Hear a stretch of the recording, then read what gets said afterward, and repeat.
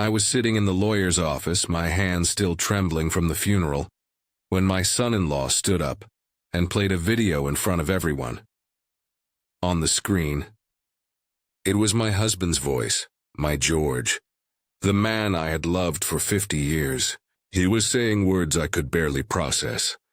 I leave all my assets, all my properties, and my house to my son-in-law David for the devotion and care he showed me. Gasps filled the room. My daughter clutched David's hand, tears of joy running down her face. And me? I sat frozen, because in that single moment I was erased. 50 years of marriage, a lifetime of sacrifices, and in the blink of an eye everything was signed away. To a man who never truly loved our family. But what David didn't know was that George had always been one step ahead. That so-called will was nothing but a shadow. And the truth, the real truth, was hidden where David would never dare to look. Tell me, what would you do if your own child stood silently by while her husband stole your inheritance? Would you fight back, or would you let the betrayal break you? My name is Margaret Hayes. I'm 69 years old, and this is the story of how my husband's death exposed the darkest lie inside my own family, and how his final secret gave me the power to turn that betrayal into justice. Before we continue, I want to welcome you to our community here on When Family Breaks. We share stories of betrayal, heartbreak, and the painful secrets that can tear families apart, but also the healing and strength that follow. If this story already resonates with you, subscribe now. That way, even if you can't stay for the whole video today, you'll always have these powerful stories waiting for you. Now, let me take you back to the day my world collapsed. The day I realized that my husband's voice could be forged, but his love and his foresight could never be stolen. When I walked out of that lawyer's office, clutching my purse to my chest like it was the only thing I had left in this world, I felt a hollowness I cannot describe. The streets looked the same. Cars passed by. People hurried along the sidewalks. But to me, nothing was the same. My husband was gone. My daughter had chosen silence over me. And a man who had married into our family now claimed everything George and I had built together. To understand the depth of my pain, you need to know who George was. He wasn't a rich man, at least not in the eyes of the world. He was a high school history teacher. His suits were always a little worn at the elbows, his shoes polished but old. But what he lacked in wealth, he made up for in heart. He was steady, dependable, the kind of man who made a cup of coffee for his wife every morning and kissed her cheek as if it were the first day of our marriage. 50 years of those small, sacred rituals. That was my treasure. Not the house, not the bank account. Him, us, and Sarah, our daughter. Oh, she was our pride. A bright little girl who used to run barefoot through the garden chasing butterflies. She loved books just like her father. When she was little, she would curl up in George's lap, listening to his stories about Abraham Lincoln and the struggles of ordinary people who rose above impossible odds. But children grow, don't they? They fall in love, they choose partners, and sometimes they choose wrong. Sarah married David 10 years ago. At first I tried to welcome him. He was charming, with his tailored suits and expensive watch. He talked about investments, opportunities, and building a future. George, ever the optimist, wanted to believe in him. He just needs a steady hand, Margaret, George told me. He'll grow into responsibility. But I knew better. A mother sees what others don't. I saw the greed in David's eyes, the way he dismissed me when I spoke, the subtle way he tightened his grip on Sarah's shoulder whenever she disagreed with him. Still, George asked me to give him a chance, and for Sarah's sake I did. When George died, it was sudden. A stroke over morning coffee. One moment he was telling me about the dream he'd had, a silly story about us dancing in Paris. The next he was gone. My world collapsed in silence, broken only by the sound of my own heartbeat. Sarah was devastated too, or at least she appeared to be. She visited every day for weeks. She helped with funeral arrangements. She held my hand at night when I couldn't sleep. I thought at least I still have her. But now, after what happened at that lawyer's office, I wonder if it was all an act. Because David had been waiting. He had the video ready, perfectly timed, perfectly staged. And Sarah, my sweet, once innocent girl, she didn't object. She didn't even question it. She just let him take everything. That night I sat alone in George's study. His book still smelled of him, leather and coffee. His reading glasses were on the desk, as if he had just stepped out for a moment and would be back any second. I closed my eyes and whispered, "George, what do I do now?" And then, like a whisper from the past, I remembered something. It was a few weeks before he died. George had been sorting through some old files when he looked at me with that half-smile of his. "Margaret," he said, "if anything ever happens to me, look for the blue folder in my desk." Promise me. At the time, I brushed it off. We were healthy. We were fine. I didn't want to think about losing him.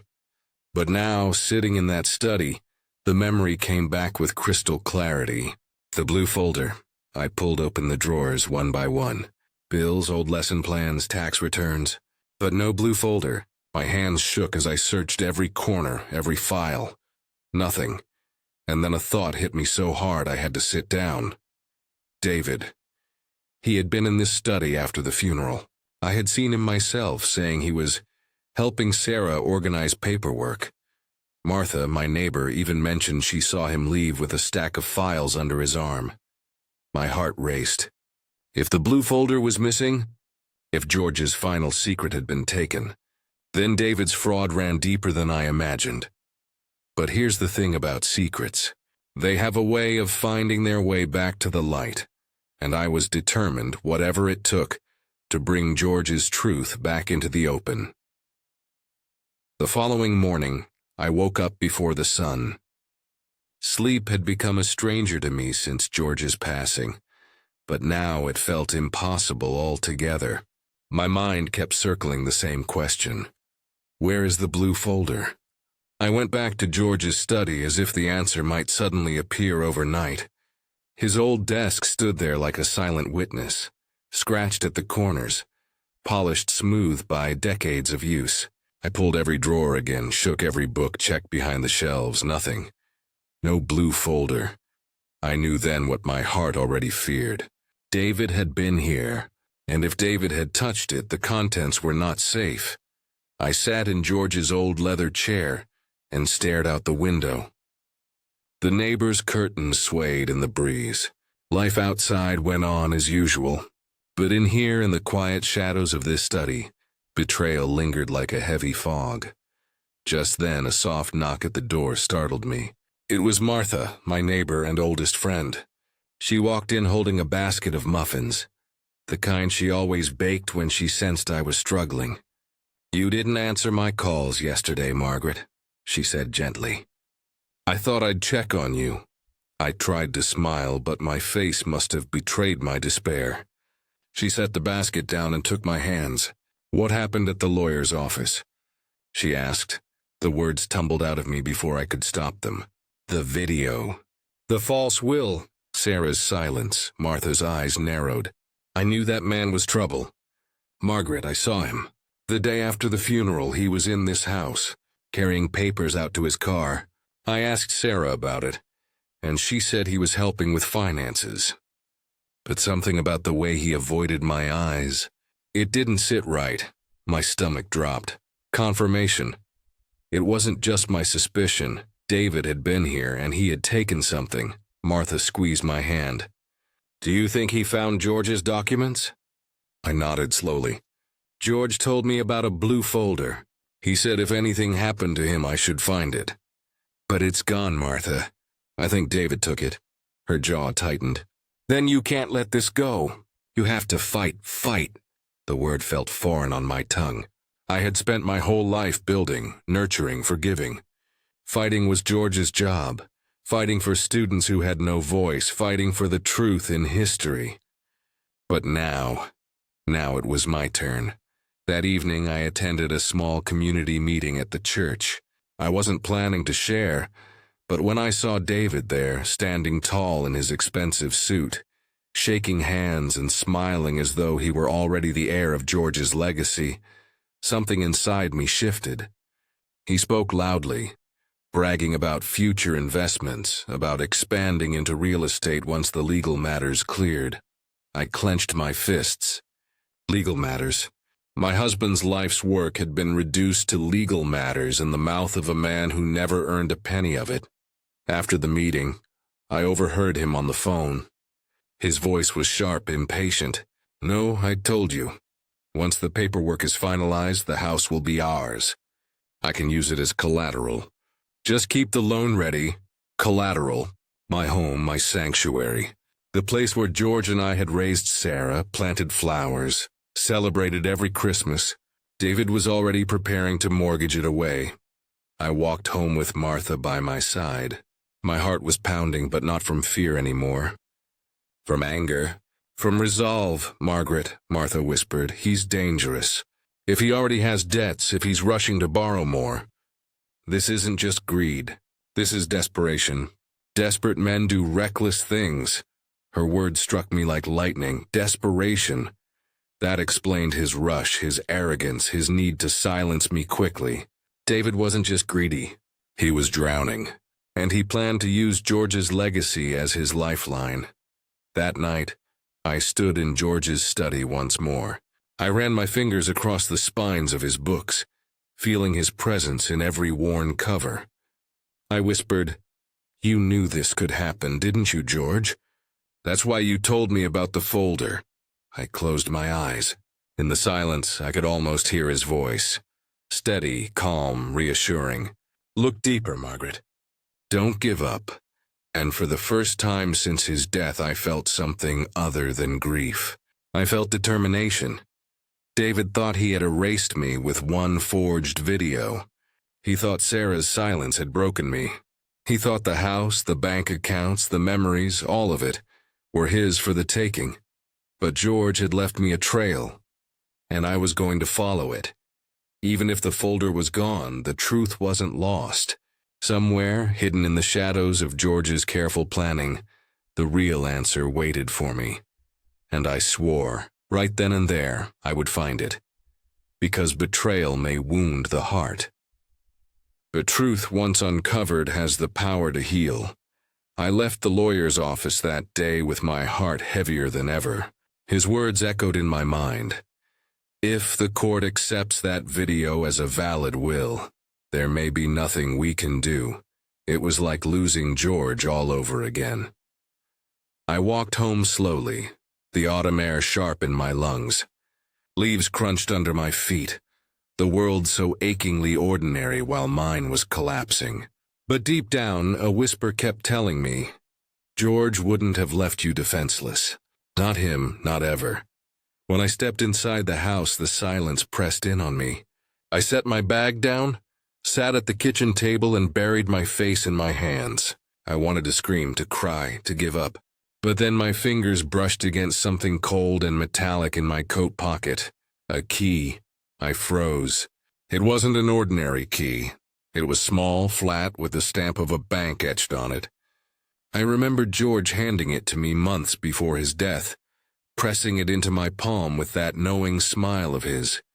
"Just hold on to this, Margaret," he had said. "Someday you might need it. Don't ask me why now." At the time, I rolled my eyes, thinking it was just another one of his little habits, always preparing for storms that never came. But now it felt like a lifeline. I stared at the key for a long moment, then whispered, "Is this it, George? Is this the answer?" The next morning I dressed carefully, my dark coat, my sturdy shoes, and took the bus downtown. My hands trembled as I entered the bank, clutching the key as though it might vanish. The clerk led me to a small, secure room. When she opened the vault and slid box number 117 onto the table, my breath caught. With shaking hands, I inserted the key. The lock clicked open. Inside were neatly stacked envelopes, each labeled in George's handwriting. Property deeds, bank certificates, investment accounts I had never seen before, and on top, a letter. I sat down, unfolded it carefully, and began to read. My dearest Margaret, if you are holding this letter, it means my time has ended. I know this moment must be heavy for you, but please don't despair. Over the years, I made sure to build not just for us, but for you, so you would never be at the mercy of anyone. This is not a will. This is a living trust. Every property, every account, every asset has already been placed under your name as trustee. It is legally untouchable. No video, no fraud can erase this. You are the rightful guardian of everything we built. And yes, that includes the apartment building where Sarah and David live. Tears blurred the words, but I forced myself to keep reading. I kept this hidden because I wanted Sarah to love us for who we were, not for what we owned. But if she allows David to deceive her, then the truth must surface. Use this wisely, my love, not to punish but to protect. Always yours, George. I pressed the letter to my chest and sobbed, but for the first time in months they weren't tears of despair. They were tears of relief. George had seen it all coming. The betrayal, the greed, the manipulation, and he had prepared a shield for me long before the first strike. When I looked back into the box, one detail caught my eye. The deed to our family home had my name alone on it. And the apartment building where Sarah and David lived was listed under the trust. In other words, David wasn't just powerless over my house. He was living unknowingly in my property. I sat there stunned, the irony washing over me. The man who tried to erase me with a fraudulent video was standing on ground I owned. I could have laughed out loud, but I didn't, because this wasn't about revenge. Not yet. This was about patience, about strategy. I closed the box, thanked the clerk, and walked out of the bank with my head held higher than it had been in weeks. The city looked different now, not as a place that had left me behind, but as a place full of hidden doors George had left me the keys to. When I reached home, I placed the documents carefully on the kitchen table and whispered, "We did it, George. You're still guiding me."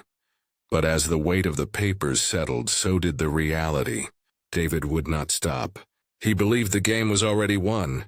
He was celebrating, planning, building castles on stolen sand. And Sarah, my sweet Sarah, was she blind to his schemes, or was she willingly complicit? I didn't know. That question cut me deeper than anything.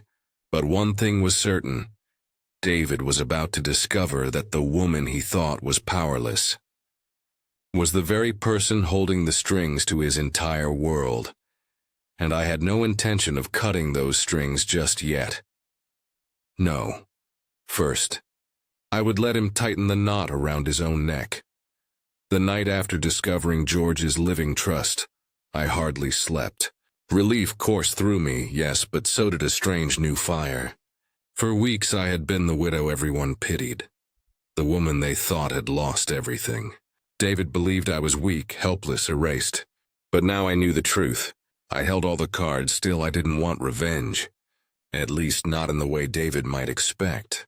What I wanted was something deeper. For him to reveal himself, to show Sarah the man he truly was, and for her to finally understand the cost of placing her loyalty in the wrong hands.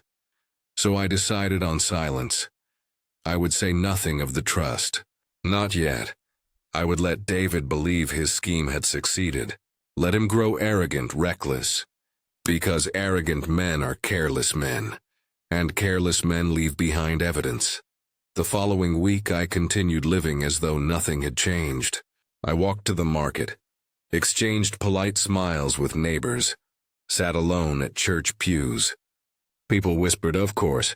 Martha told me the town was buzzing with talk of David's inheritance, and Sarah's new status as beneficiary. I simply nodded, feigning sadness. Yes, it's been hard, I would say. And in truth it had been. But behind my quiet grief I was studying, watching, waiting, It didn't take long for David to show his true colors. One afternoon, while I was trimming the roses in the garden, I overheard his voice carry across the hedge. He was on the phone, pacing back and forth on the balcony of the apartment he shared with Sarah. His tone was sharp, impatient. "No, listen. Once we refinance the building, I'll have the capital. The tenants are already paying steady rent. It's practically free money. Just hold the line, I'll get you your return." I froze, clippers in hand. Refinance the building? That building was in the trust, my trust. He had no legal claim to it whatsoever. Yet here he was, promising it away like a poker chip. I went back inside, my heart pounding, and pulled out George's documents once more. The deed to the apartment complex was clear as day, my name. Not Sarah's, certainly not David's. That was when I knew his web of lies was expanding, and soon it would collapse under its own weight. But patience, I reminded myself. Patience. A few days later, Sarah came to visit. She looked thinner, paler. Her smile was forced, her eyes restless. Over tea, she finally blurted, "Mom, David says we may need to take out a loan against the building, just for a little while until his investments overseas pay off." I kept my voice calm, my hands steady on the teacup. "And what do you think of that, Sarah?" She hesitated. I don't know. It seems risky. But David says it's the only way to secure our future." I reached across the table, touched her hand gently. "My darling, a future built on debts is no future at all." Her eyes watered for a moment, but she quickly pulled her hand away. "David says you wouldn't understand. You've never taken risks. Oh, Sarah, if only you knew. If only you could see the storm you were walking into." After she left, I sat in the dim kitchen light, staring at the untouched muffins Martha had brought me. My daughter was slipping further into David's grip. If I revealed the trust too soon, she might side with him, convinced I was attacking her marriage. No, she needed to see him unravel with her own eyes. So I began to set the stage. First, I asked Mr. Collins, the building's superintendent, to keep me informed. He had managed the property for years and respected George deeply. Quietly, I explained that I was now the legal trustee, but asked him to say nothing. "Just let me know if David makes any unusual requests," I said. Collins agreed without hesitation. Second, I contacted Mr. Peterson, the lawyer George had trusted most. I showed him the documents from the safety deposit box. His eyes widened as he reviewed them. "Mrs. Brooks," he said, "this trust is ironclad. You hold everything. David has no power here." "I know," I replied, "but I don't want to expose him yet. I want him to dig his own grave first." Peterson leaned back, impressed. "That's a dangerous game." "Perhaps," I said softly, "but it's the only way Sarah will ever believe the truth." And so the weeks unfolded like a carefully written play. David grew bolder. He met with bankers, threw dinner parties, bragged about his upcoming developments. Sarah followed at his side, her smile growing weaker with each passing day. Meanwhile, I remained silent. To the world, I was the grieving widow, living on scraps, pitied by neighbors. But behind closed doors, I was the quiet puppeteer, waiting for the strings to tighten. Then, one evening as the sun dipped below the horizon, Martha rushed into my kitchen, her face flushed with urgency.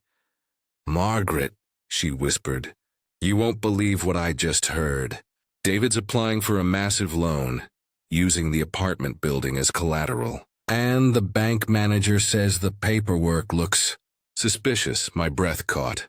Suspicious. The word rang in my ears like a church bell. This was it. The first crack in his web of lies. I set my teacup down, my hand steady at last. "Let him proceed," I told Martha.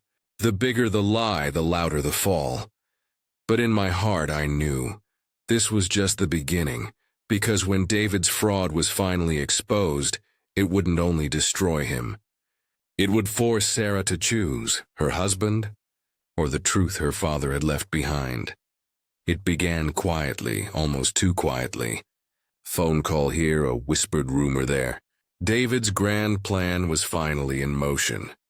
The bank had received his application for a massive loan, using the apartment building as collateral. The very building George had placed safely in my trust. I knew about it within hours, thanks to Mr. Collins and Mr. Peterson. Together, we decided not to stop the process immediately. No, it was better to let David believe he was in control. Better to let him tighten the rope with his own hands. Days passed and David grew bolder. He strutted through the neighborhood with that smug grin, shaking hands with men who never respected him before. I overheard him at the grocer's bragging, "It's only a matter of time before my investments triple. Sarah and I will be untouchable." Sarah, though, looked more fragile each day. Her shoulders drooped, her voice cracked easily. She came to visit me one evening, her hands trembling as she stirred her tea. "Mom," she whispered, "David's been working day and night on some deal. He says it's going to save us, but I don't know. Something feels wrong." I reached across the table, held her hand. "Darling, sometimes what feels wrong is wrong. Trust your heart." Tears filled her eyes, but she said nothing more. The following week, the trap closed tighter. Mr. Peterson called me one morning. His voice was calm, but I could hear the satisfaction beneath it. "Mrs. Brooks, the bank has flagged David's paperwork.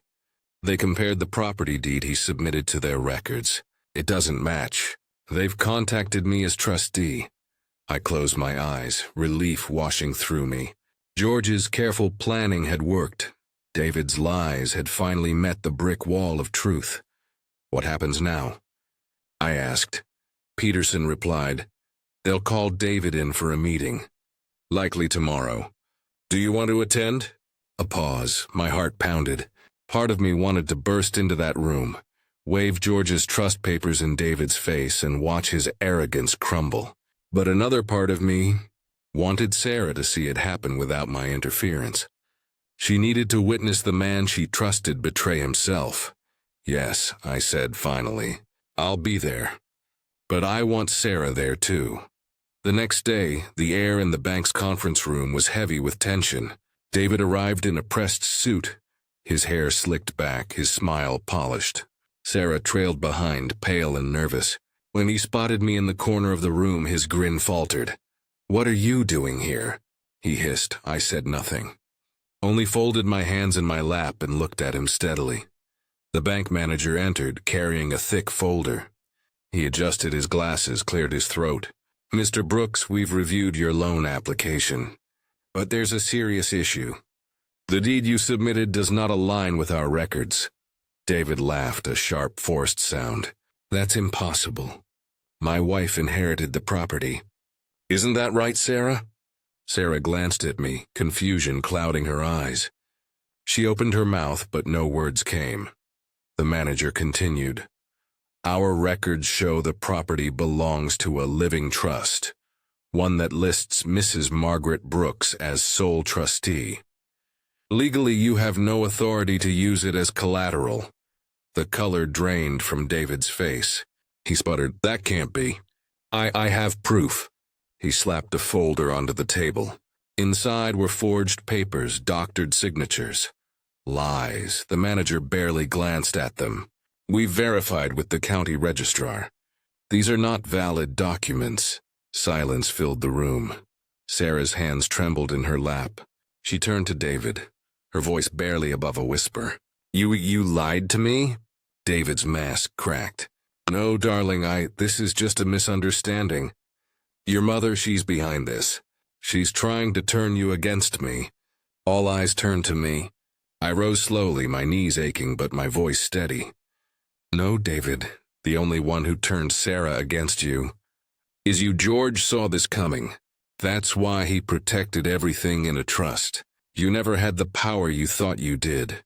For a moment, David looked like a cornered animal, his eyes darting, his breath quick. Then his mask returned, slick, cold, defiant. "This isn't over," he spat, gathering his papers with shaking hands. "You think you've won, but I'll find another way. I always do. He stormed out, the door slamming behind him. Sarah sat frozen, tears streaming down her face.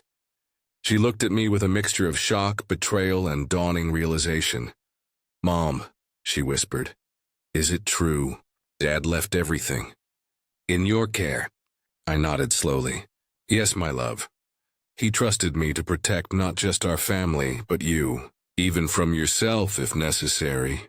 Sarah buried her face in her hands, sobbing quietly. For the first time, she wasn't just the daughter who chose her husband over her mother. She was a woman waking up from a terrible dream, facing the truth in all its weight. And yet, even as I held her trembling shoulders, I couldn't shake the unease in my chest, because David's last words weren't just anger. They were a warning. He wasn't finished. Not yet. After the disastrous meeting at the bank, I thought David might finally retreat. Any reasonable man would have. His lies had been exposed, his forged documents dismissed. But David was not reasonable. For weeks I lived with a knot in my stomach, waiting for his next move. I avoided walking alone at night, kept my doors locked, and carried George's trust papers with me wherever I went. Then, one stormy evening, the knock came. I opened the door to find David standing there, rain dripping from his coat, his eyes burning with desperation. Sarah stood a few steps behind him, her face pale, her lips pressed tight. "Margaret," David said, his voice low and dangerous. "We need to talk." I kept my hand on the doorframe, blocking his way. "There's nothing left to discuss. The truth is out." He leaned closer, his breath hot with anger. "That trust, it changes nothing. Sarah is still my wife. Together we'll claim what's ours." Sarah flinched at his words, but said nothing. I met his gaze, steady and unblinking. "What you mean, David, is you'll claim what's mine. And I won't allow it." His face twisted. "You think you're clever, don't you?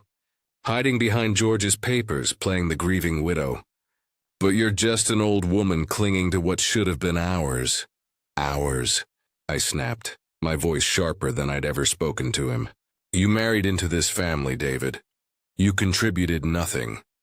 Every brick, every dollar, every sacrifice, George and I built it.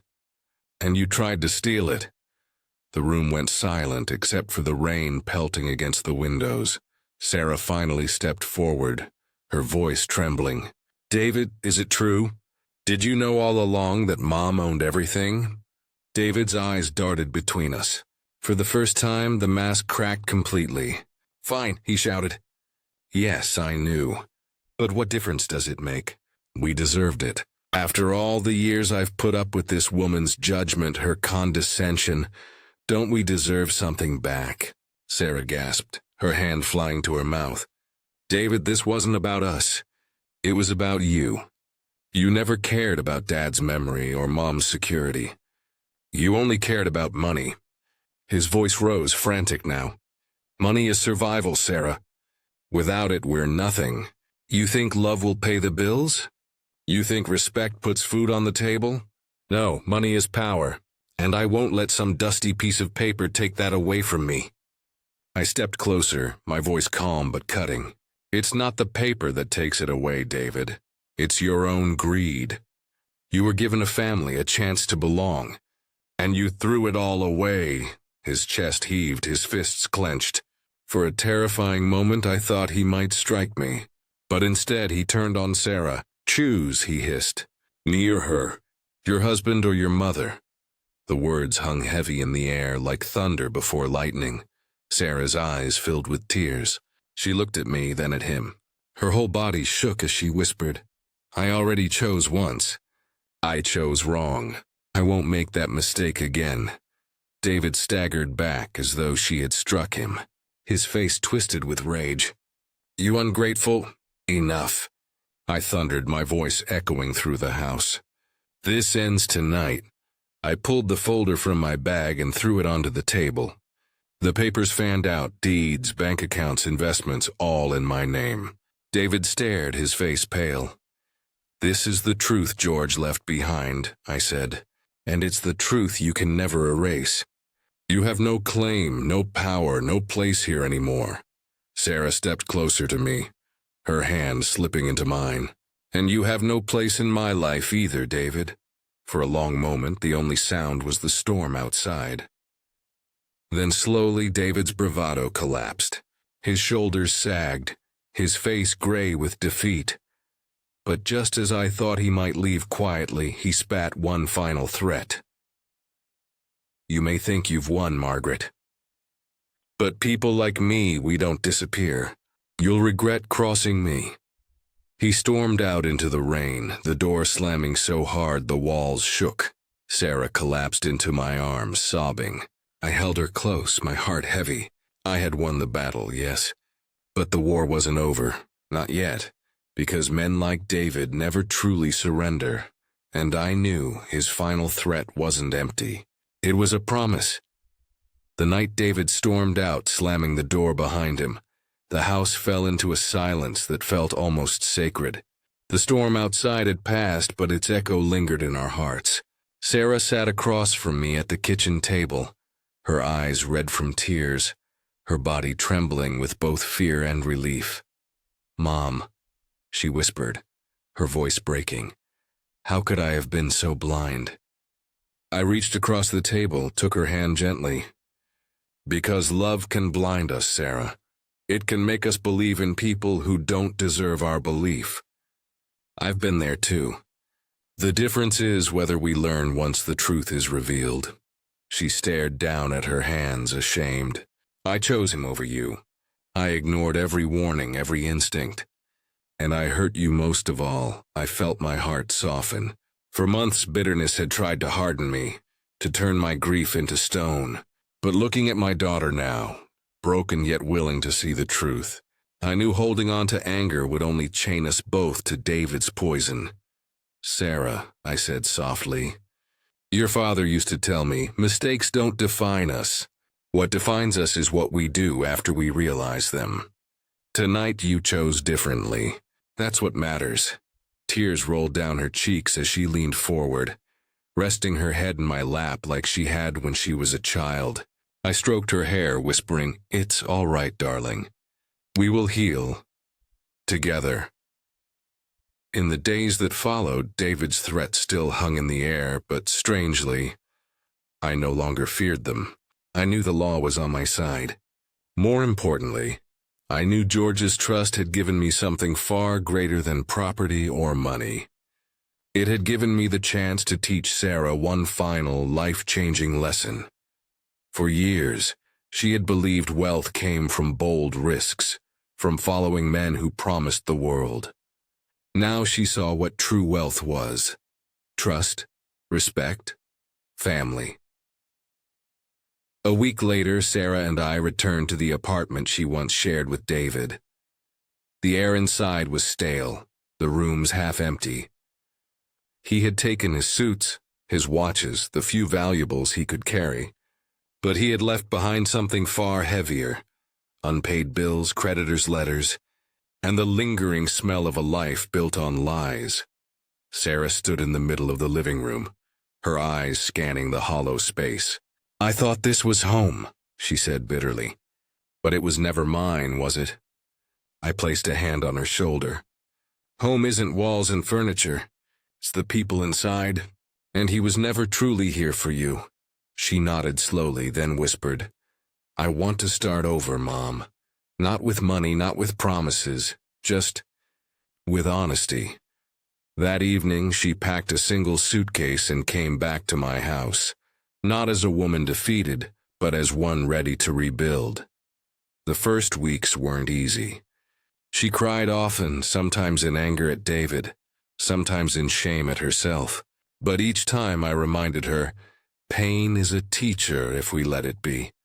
One morning, as we sat on the porch sipping coffee, she turned to me and said, "Mom, I think I finally understand why Dad hid the trust.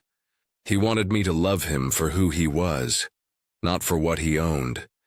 I failed him, but maybe I can still honor him by living differently."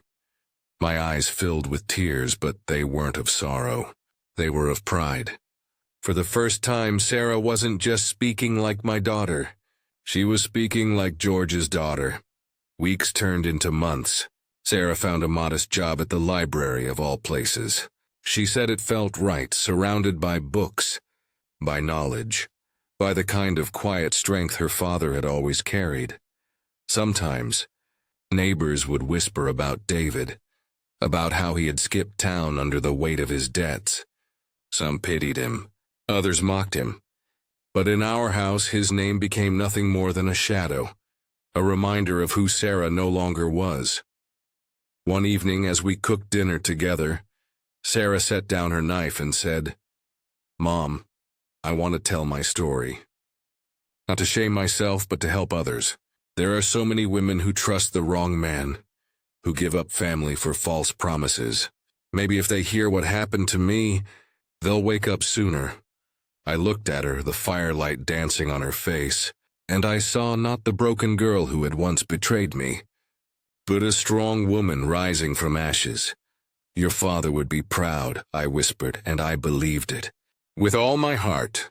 The last piece of the puzzle came quietly. A letter arrived one spring morning, stamped from a distant city. It was from David. His words were bitter at first, blaming, defensive, but as the paragraphs went on, the arrogance faded. He admitted his lies, his debts, his downfall, and then he asked, almost desperately, for forgiveness. I handed the letter to Sarah without a word. She read it slowly, her face unreadable. Finally, she folded it neatly and placed it back on the table. "I forgive him," she said simply. "Not for him, for me. So I can move forward without carrying his poison." I felt a weight lift from both our shoulders. That was the final lesson. The last gift George had left us. Not just the trust in the bank, but the trust in each other. That night, as Sarah and I sat on the porch watching the sunset, I whispered into the fading light, "We did it, George. She understands now." The breeze stirred, warm and gentle, as if he were answering back. And for the first time since his passing, I didn't feel broken. I felt whole. Life has a way of breaking us where we are most fragile. For me, it was losing George and then almost losing Sarah to David's lies. For Sarah, it was realizing that the man she trusted with her future had built it on nothing but sand. But sometimes, being broken is the only way we learn what truly matters. Sarah thought wealth was measured in cars, apartments, or vacations abroad. David thought it was in clever deals and borrowed money. But George, my dear George, always knew better. True wealth is measured in trust, in loyalty, in the love that holds a family together when everything else falls apart. David stole papers. He stole promises. He even stole Sarah's faith in herself for a while. But what he could never steal was the foundation George and I built over a lifetime. The values of honesty, resilience, and unconditional love. That was the trust George left behind. Not just the documents in a bank, but the invisible trust that binds mother and daughter even after betrayal. Sarah and I aren't the same people we were before this storm. She has learned humility, dignity, and strength. I have learned that forgiveness is not weakness. It is freedom. And together we've discovered that even in the darkest chapters, family can still be rewritten. Maybe you, listening now, have felt the sting of betrayal from someone you once trusted. Maybe you know the silence of being discarded, or the anger of being deceived. If so, I want to tell you what George taught me. Betrayal can wound you, but it doesn't have to define you. Healing begins the moment you decide to rise, not with revenge, but with resilience. We cannot choose what others do to us, but we can choose what we carry forward. So tonight, as I sit with Sarah watching another sunset, I feel something I thought I had lost forever. Hope. Hope that broken families can be mended. Hope that mistakes can be turned into wisdom. Hope that even after lies and loss, love can still have the last word. And if you are here with us, listening to our story, I hope you carry this truth into your own life. You may be broken, but you are not alone. If this story touched your heart, I invite you to subscribe to our channel. Here we share stories of betrayal, resilience, and healing. Reminders that even in our darkest hours, we still have the power to rise. Tell me in the comments, what part of this story spoke to you most? I'll be reading with love, with respect, and with hope. Thank you for listening.